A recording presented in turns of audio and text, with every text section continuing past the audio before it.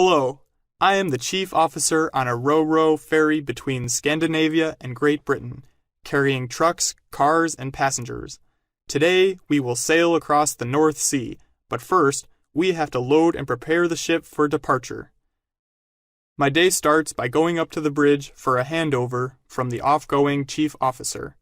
I get acquainted with the staff and safety teams aboard and divide them into different work groups.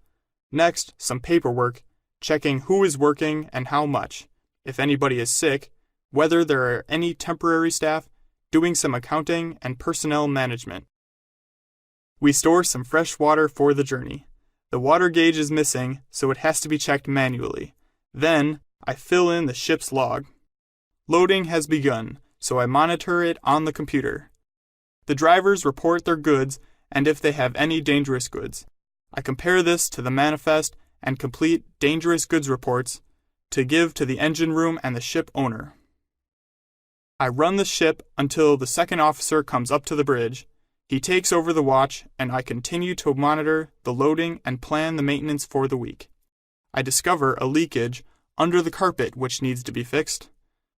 Soon loading is complete, and we are ready for departure. I have a few hours before I'm on watch again, so I go to my cabin, check my email, eat some dinner, and rest for a while. When I go back on watch, it's dark, and we are on our way across the North Sea. It's fairly quiet, and I can see lights from other ships and platforms.